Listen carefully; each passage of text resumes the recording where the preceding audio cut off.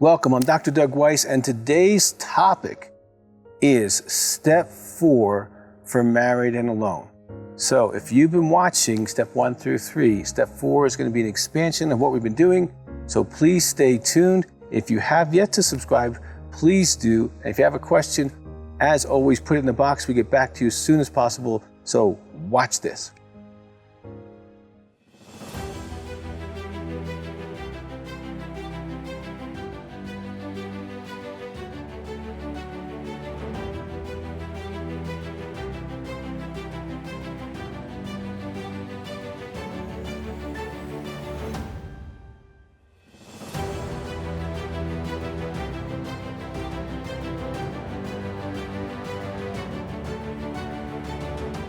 Step 4 in the married and alone. Now, if you're married and alone, you've been in pain, you've been in process. I hope you've been in one of the phone groups.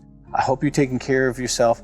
Hopefully that you're in the married and alone Facebook group. All of that information's in the description here. So please be taking care of yourself. Don't go through the steps by yourself. The steps were not made to be done by yourself. They were made to be done with, okay? And I really strongly encourage you to have a support group of women that really can help you. If you're a married and alone male, we have a married and alone Facebook group for men, and you can get some support there and help walk through your steps there. Now, let me read the step, and then we'll spend some time kind of parsing through this step and hopefully just give some encouragement and some insight as you are walking through this very powerful process of healing. I remember going through each one of these steps. Each one really added something to my life.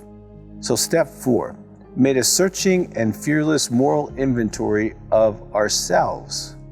Now, right away on step 4 with married and alone partners, I get a lot of pushback on, well, why am I doing a fearless and moral inventory? I didn't do anything wrong. I'm married to an intimacy anorexic. I mean, they've been starving me out, Dr. Weiss. I haven't had sex, I haven't been touched, you're not communicating, not connecting to me. And you're absolutely right. Your trauma's absolutely legitimate, your pain's absolutely real, and the feeling of alone and disconnectedness and unwantedness that you've experienced is traumatic. And we cover that in our book, Partner Betrayal Trauma. I totally validate that. However, as we've talked about before in other contexts, if you've been hit by a car and you go to a physical therapist, it doesn't matter who hits you.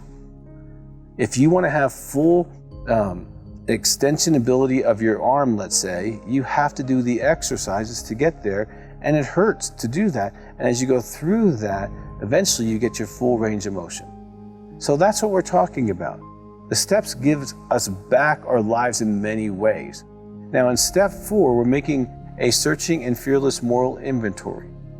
Now, as in all the steps, you can see they're in the past tense. This is something someone else has already done.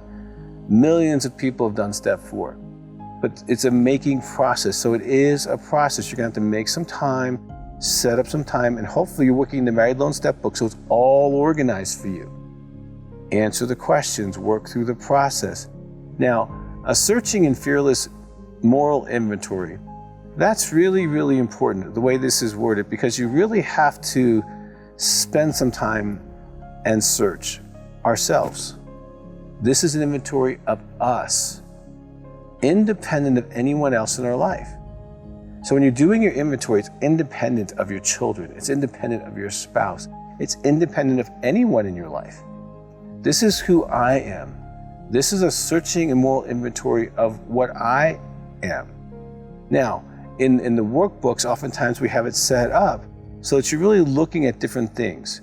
Okay, there are the good things you've done in your life. There are the bad things that you have done. These are things where you independently made a choice to maybe do something you regret or maybe not do something that you regret. And these are mistakes that you have made independent of your spouse, independent of anyone else in your life. And then the third section is the things that have happened to you that might have been painful, and some of these things you might not have ever talked about. I can't tell you how many women and men I've asked the question about abortion, and I'm the first person they've ever told. Or I've asked them about being raped or sexually abused, and I'm the first person they've ever told. Maybe they had sex with a certain person or a certain activity that they have extreme shame about, but they've never told anyone.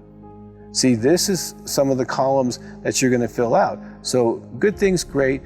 Bad things, your decision. And the trauma or the things that have happened to you, those are just as much part of your history. And sometimes I'm sitting with a man or a woman who's been married for 10, 20, or 30 years with an intimacy anorexic. And they keep asking themselves, why do they stay? Why do they stay? Why do they stay? And we got a great video now called Why Do I Stay When It Doesn't Make Sense? So there's a lot of information on that if you're that person. But my point is this, they keep staying. And sometimes they're staying because of something that's in this step. Something has happened to them that they've made a message that they're bad, okay, that they feel shame about. No one will ever love me if they find out that I actually did this thing. Or this multiple things or multiple things for multiple years.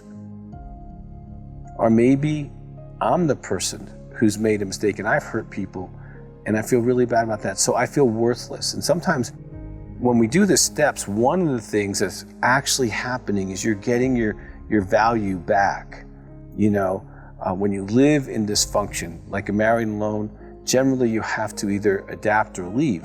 And sometimes your own adaptive behaviors might be alcohol, drugs, overeating, over-entertaining, Facebooking all hours of the night.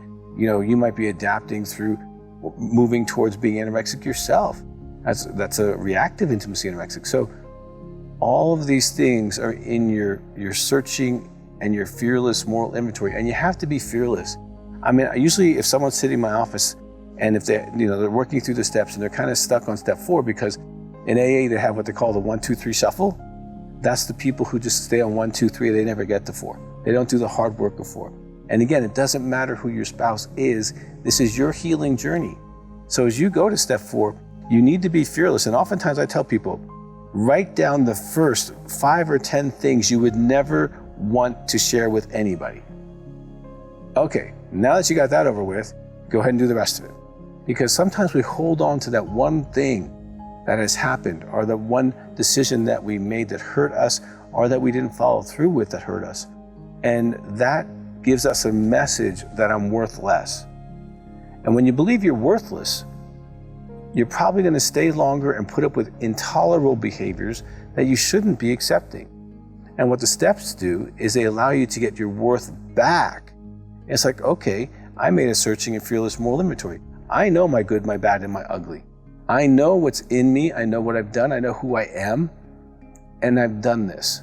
And as you go to the next step that's really more exciting, we don't want to get into that too prematurely, but there's freedom from this. I remember this was back in, probably the very early 90s, late 80s, somewhere around there, when I did my the first run at my 12 steps. And I remember sitting down and writing and writing and writing, because there were some things in my heart, some things in my life that I made bad decisions.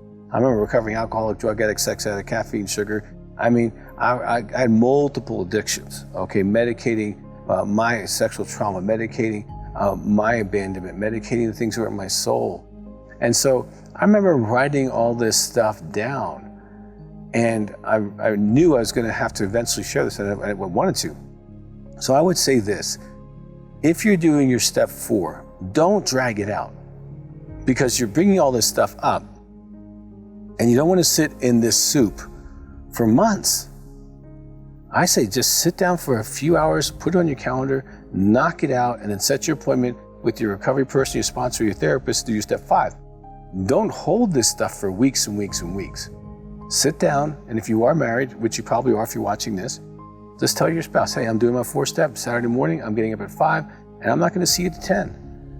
I'm going to sit at some coffee shop or someplace outside. I'm going to sit down, I'm going to write this stuff out, and then I'm going to make an appointment that later that afternoon or the next day or sometime next week with my sponsor or accountability person or my therapist or pastor or rabbi, whoever you're going to do that with.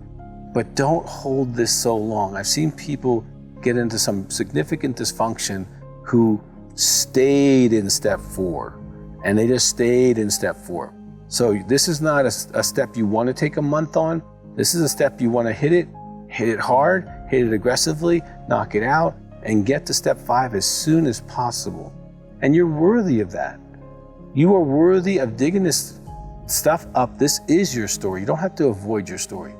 You know, people who are unauthentic tend to keep avoiding pieces of their story. I find people who've done this step are able to be more authentic, more gracious towards their own lives, their own hearts, and you deserve that kind of graciousness towards yourself. Now, if you have not subscribed to our channel, please do that, because we got several more steps to go, and I want to go with you through the entire journey. And also, if you got a question for me, please just put it at the end, and I will get to it as soon as possible. Thank you so much for continuing to walk through the steps together.